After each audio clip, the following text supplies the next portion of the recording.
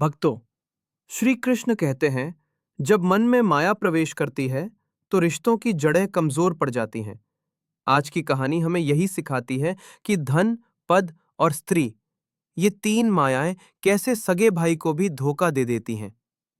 कौवा और लोमड़ी की मुलाकात। नदी किनारे एक बहुत पुराना वटवृक्ष था।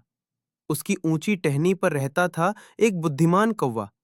पास ही एक गुफा में रहती थी एक चालाक लोमड़ी। एक शाम लोमड़ी नदी का पानी पीकर लौटी, थकी हुई, चिंतित, और पेड़ के नीचे आकर बैठ गई। वह बोली, हे कौवे भाई, दुनिया तुमने बहुत देखी है। मुझे एक बात बताओ, क्या सगा भाई भी कभी धोखा दे सकता है? और अगर हां, तो क्यों? कौवा हल्का सा मुस्कुराया।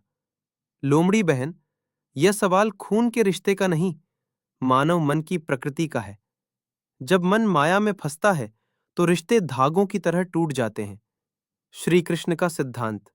कौवा बोला, भगवान श्री कृष्ण ने कहा है, जब मन में लोभ, मोह और अहंकार बढ़ते हैं तो नियत बदल जाती है, और जब नियत बदल जाए तो भाई भाई नहीं, प्रतिद्वंदी बन जाता है। लोमड़ी हैरान हुई, कौन सी तीन चीजें इतनी खतरनाक हैं कि सगे भाई की भी नियत खराब हो जाए? कौवे ने कहा, धन, पद और स्त्री की लालसा। लेकिन इस बात को तुम एक कहानी से बेहतर समझोगी।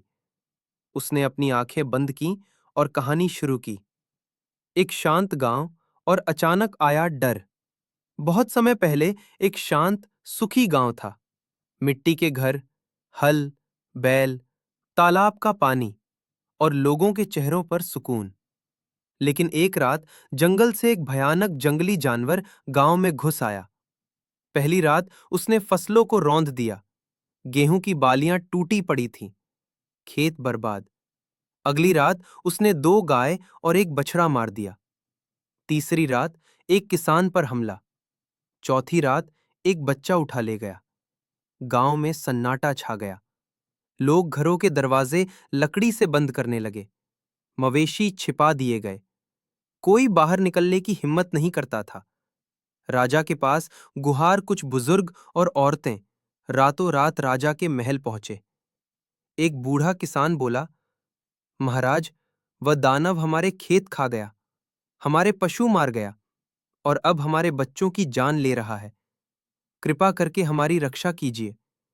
राजा ने तुरंत घोषणा की, जो भी इस दानव का वध करेगा उसे सोने चांदी का ढेर और बड़ा इनाम मिलेगा।